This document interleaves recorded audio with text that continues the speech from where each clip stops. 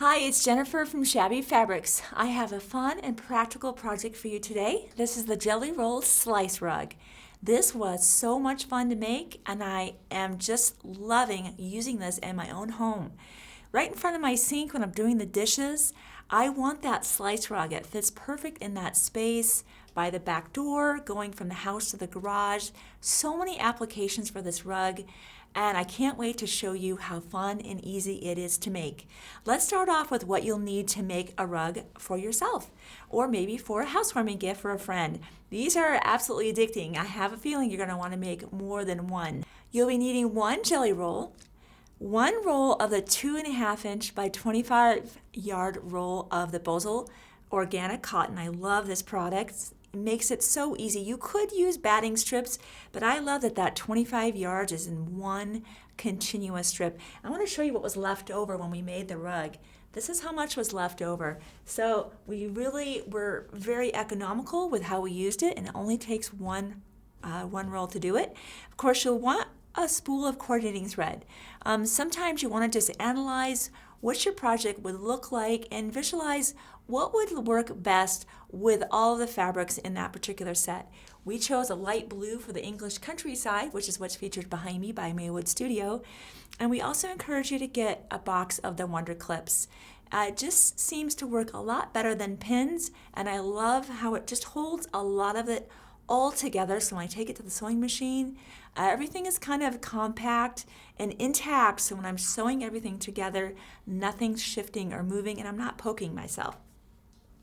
You'll definitely need the diagram for this particular project. That's a free download, but we'll also have a paid pattern where you're not having to download 10 pages, tape it all together, cut stuff apart later on. So this is an option for you if you are planning to make multiple rugs. I would think the investment in the paid pattern, where this is all one size for you and you're not taping pages together, would probably be a worthwhile investment. But if you want to just try it out first, download 10 pages, tape them all together. We've numbered it so that it's very easy to follow. And what do these numbers mean? Let me just walk you through the process, and then we're going to jump right into how to make these rugs. It's so much fun, and again, super practical. They wash well too, so if they get dirty, just throw them in the washing machine and dryer, and they'll just get better and better with each washing. So as I mentioned, 29 strips, or if I didn't mention, 29 strips are being used, 40 are on a jelly roll. Put the other 11 aside that you decide to not use, and you'll be able to save that for a future project.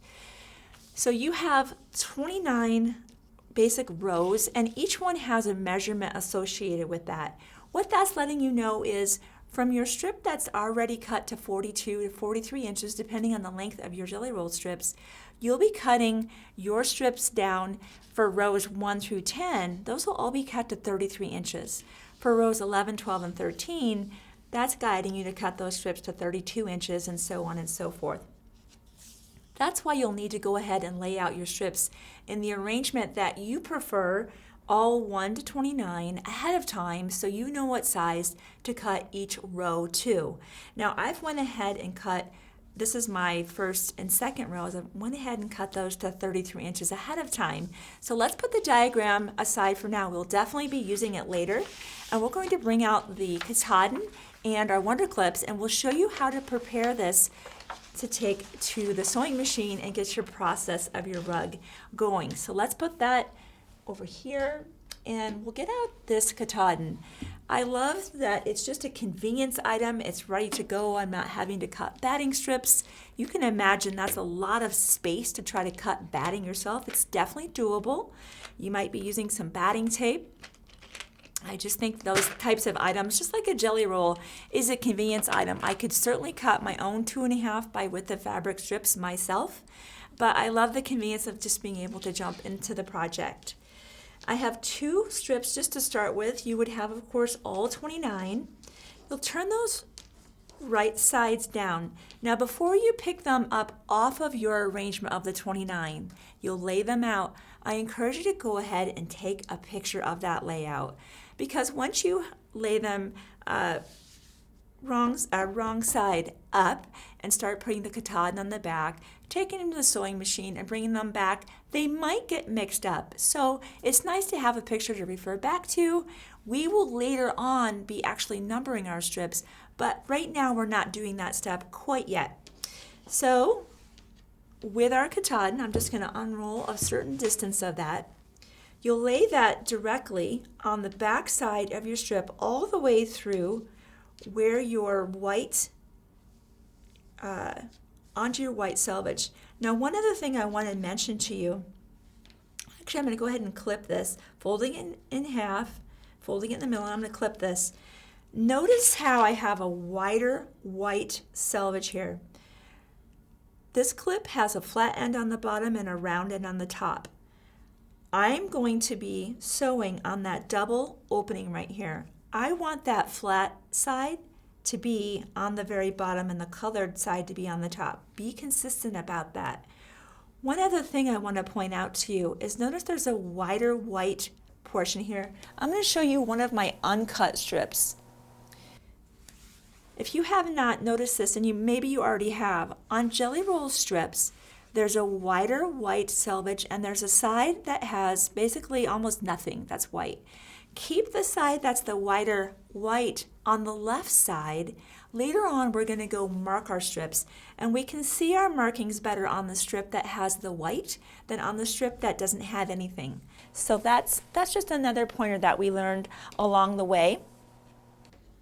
We're going to continue to fold like this with our batting on the back. Again, with our Wonder Clip, the flat side is on the bottom, the colored side's at the top, and I'm clipping on the side that has the single roll, and this is the double side, and I'm taking as big of a bite of that as possible. So I'm holding as much of that together as I can. Now I would continue clipping, of course, this entire strip, but I want to show you when we get done with this strip and we start to clip the next, you'll simply, let me move this out of the way, you'd have this all the way clipped, and you're just going to butt up the next strip right next to it.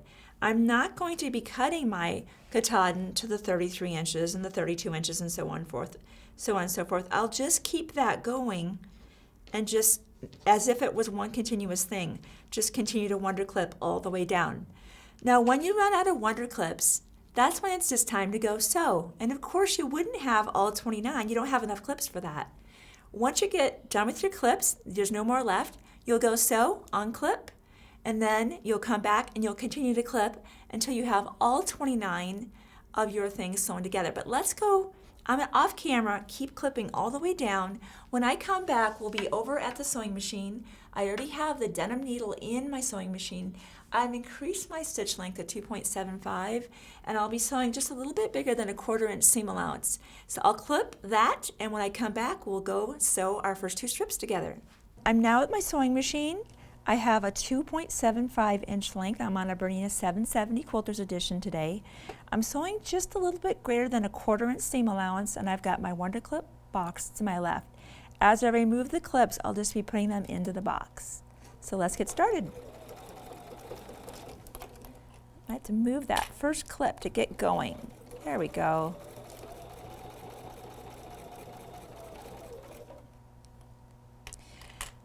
I want to make sure that those two stay stacked on top of each other and one doesn't roll away. So you might want to just put your finger here so that puts a pressure so that it doesn't roll away.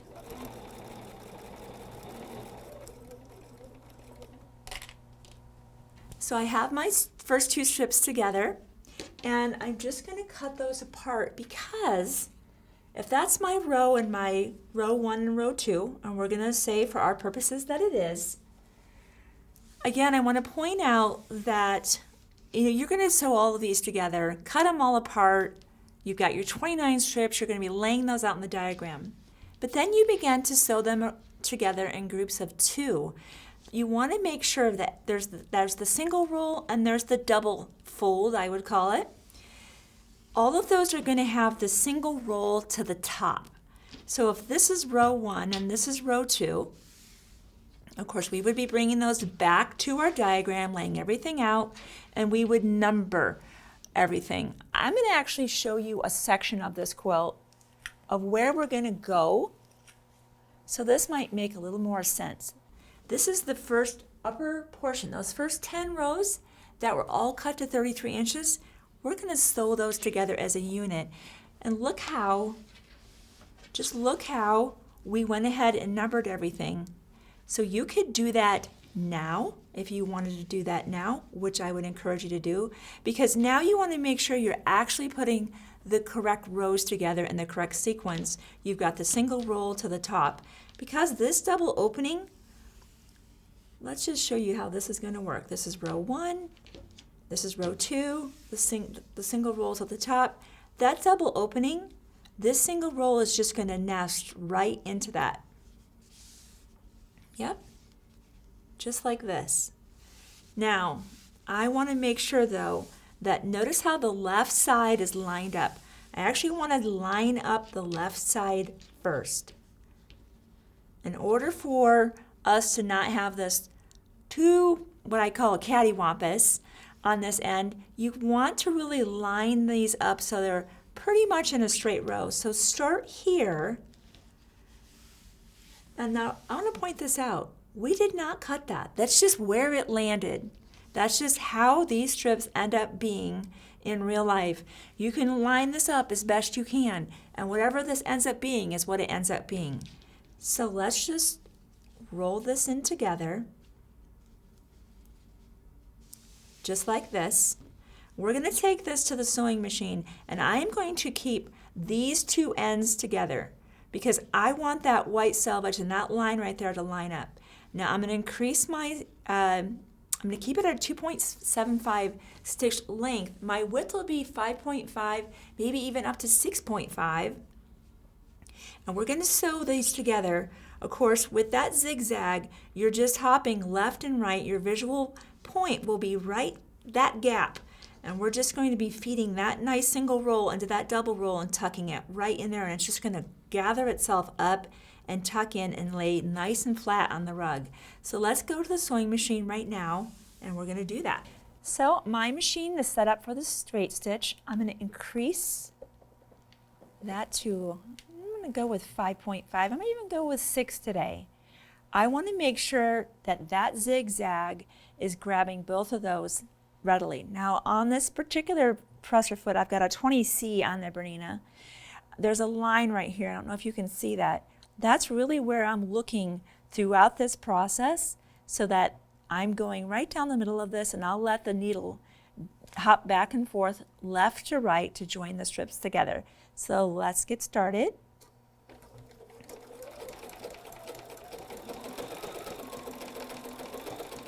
So I've sewed those together, and I went ahead and pulled out my diagram because I'm going to keep referring to that. Those first two strips are there and laid down, and then I would sew strips 3 and 4 together, 5 and 6, 7 and 8, 9, 10, and I'd be putting them back on my diagram. I would encourage you to just work with the first 10 rows initially, sewing in pairs, and then once you have 1 and 2 together and 3 to 4, go ahead and sew those together, and then maybe 5, 6, 7 and 8, 9 and 10, and then you're going to join that together as a group.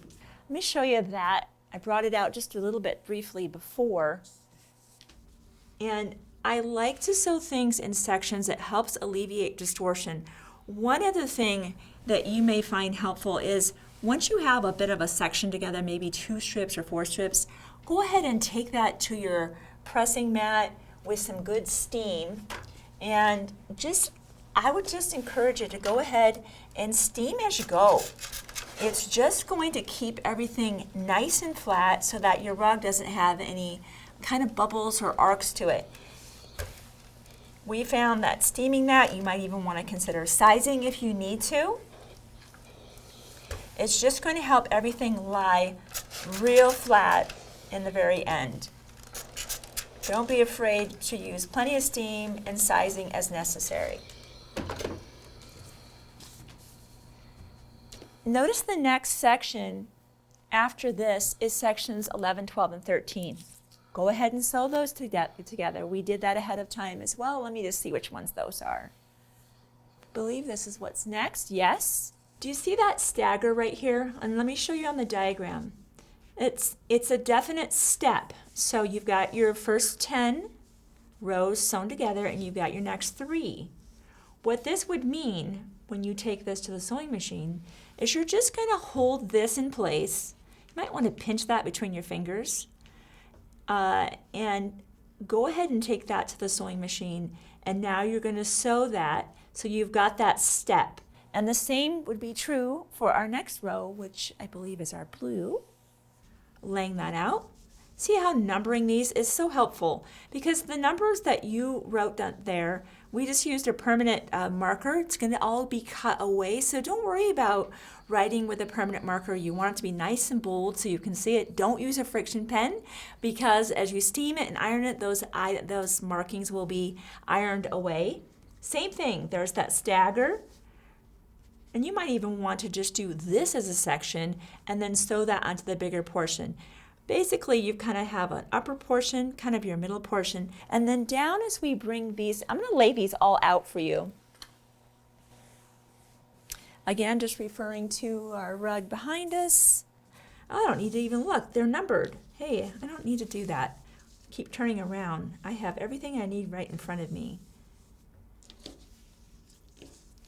So I have everything laid out. I will now go, just as I mentioned, in strips just 2 at a time, sewing the units together, sewing into larger units, and then ultimately sewing everything together until it's one large piece. And then when I come back, we'll talk to you about how to cut out your diagram, place it onto your pieced unit, and we'll be able to finish up our jelly roll slice rug. I have all the pieces put together and I have it as one unit, and I put it back onto our diagram just to make sure that everything is correct. If you find something got just a little bit, again, cattywampus, it's no problem. Go ahead and seam rip whatever rows you need to and adjust as necessary. You do want to take a quick look at that, and I feel satisfied. Even if some of my numbers, I'm going to bring this down so you can see that. Remember how I mentioned we did our best to start our strips all at the same place, but where they end is kind of where they end. I want to show you something down here toward the end. This is the real life situation with this particular project, where notice how my strips didn't go quite as long. I think sometimes when I sew the rows together, they kind of bring it all in just a little bit tighter. This is one of the reasons we gave you ample room before and after the actual frame of the rug. So you're still good. Don't worry about that if your strips come in just a little bit shorter. The main thing is that they're beyond this solid line. Speaking of the solid line, I'm just going to put the rug aside for the moment. This is when you will go ahead, if you are using the downloadable pattern, and you're going to cut out on that solid line. If you're using the purchase pattern, that will be a separate piece for you. It's going to come on a large rectangle as one unit, and you'll need to cut out that. But again, it'll be completely separate from this, and that way you'll be able to use it again and again. So I'm going to go ahead and cut that out, and we'll get going on finishing up our rug. My template's cut out, and I'm placing it on top. I've got my numbers off to the left. I'm placing that on top. The goal, of course, is that this is going to fit within the framework of our pieced slice rug at this point. If you find there's distortion at the top, maybe this is having an arc or it's concave, steam it, use some sizing, push it around. Don't be afraid to get in there and get it where you need to be. That's why we're going to be using plenty of steam as necessary to push the fabric where we need it to be. Once you're satisfied of where that should be, we're going to just bring our pattern to the very top, and we're going to clip that pattern, again with our flat side to the bottom, so it's nice and smooth against our cutting mat or our table or wherever you're having to make your, or getting to make your rug.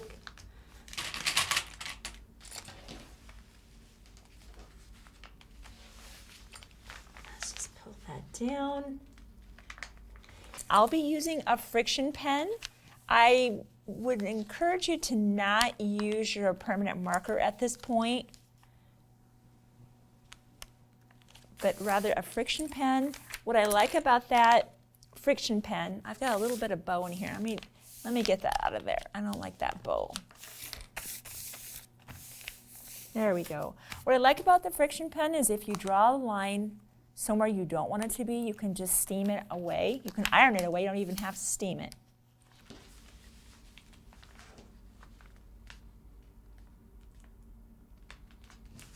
Okay.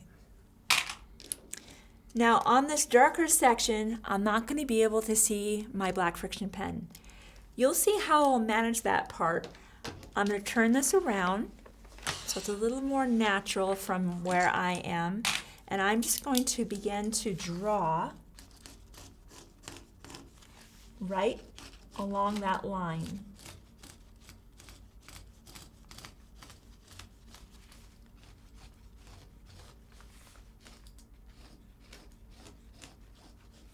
And I'm just holding that pattern down so that my pen doesn't dive underneath that.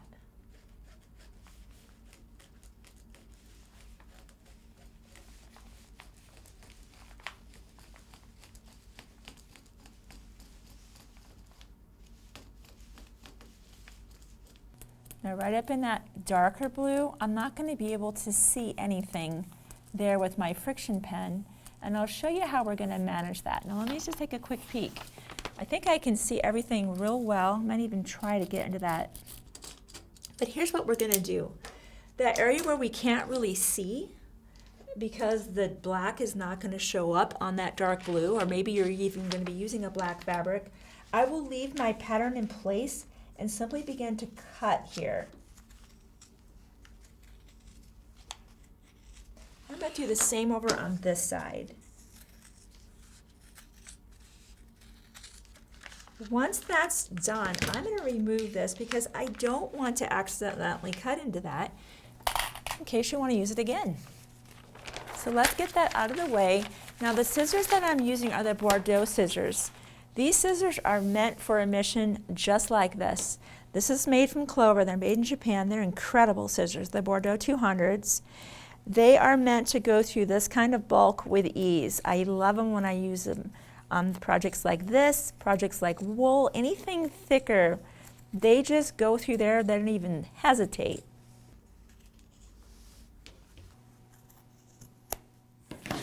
Okay, there's our rug.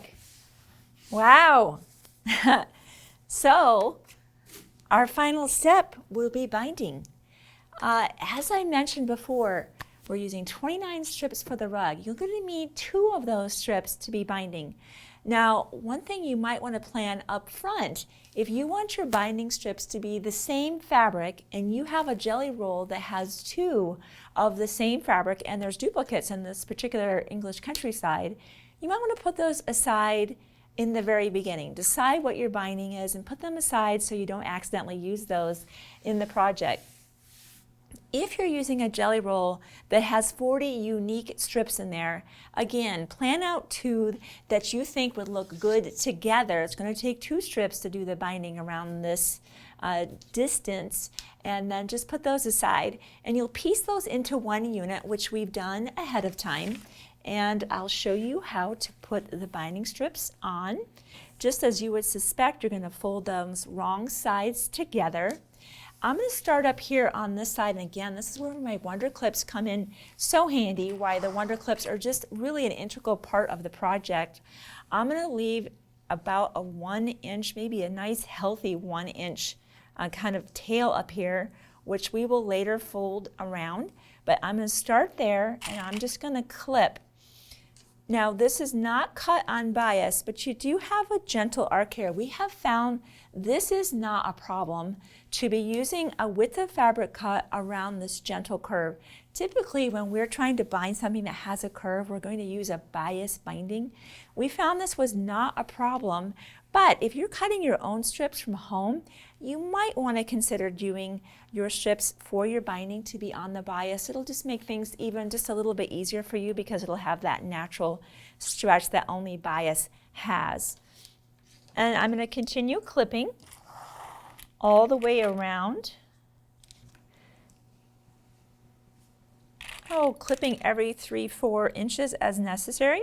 So I will keep clipping this, and then I'll be at the sewing machine and I will show you how to stitch this down. I'm at the sewing machine now. Now, if your machine was just sewing all the rows together like mine was, make sure you switch back to a straight stitch.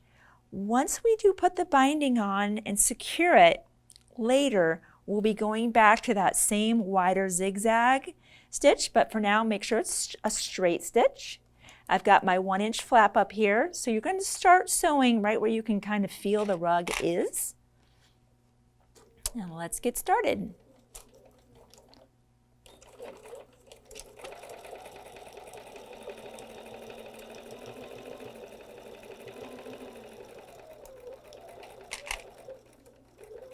So we have our binding on, and now I want to show you how to deal with this little part that's kind of up here. How do we secure that? Of course, we don't need binding across the top. We have our single ruled edge here.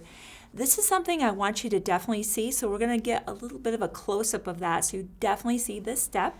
So you'll lift this over to the side, and of course normally you roll that to the back, and you will, but first let's just fold that down, and then we'll tuck this to the back and we'll clip. Make sure your flat side's to the bottom, and you'll continue clipping around with your Wonders clips all the way around. I'll continue clipping. When we come back to the sewing machine, I'll have my machine set up for a 5.5-inch stitch length. I'm going to zigzag this close. I want to make sure I secure and catch everything that's back there. This rug's going to be used again and again and again. So I'll keep clipping, and we're so close to being done with our rug. I'll clip it all the way around. I'm going to get the machine set up for the 5.5-inch width, and we are so close. So I'll be at the sewing machine in just a moment. All right, I've set my machine up for my zigzag again. We're ready to get started. Definitely want to back stitch here.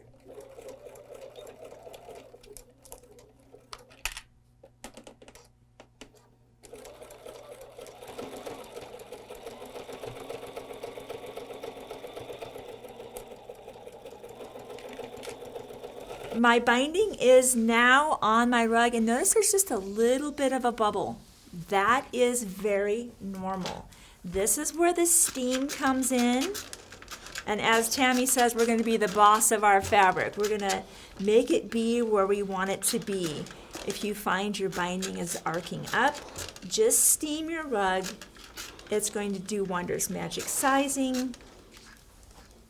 Just a little bit of steam will help our rug be as flat as we want it to be, and is so perfectly practical to use. Look at that, already done. How quick and how easy that is. I'm so glad you let me show you how to make the slice rug today using the jelly roll and the cotton. I hope you enjoyed learning that. If you want to learn about more of our projects, be the first to know, be sure to subscribe to our YouTube channel, and I'll see you next time.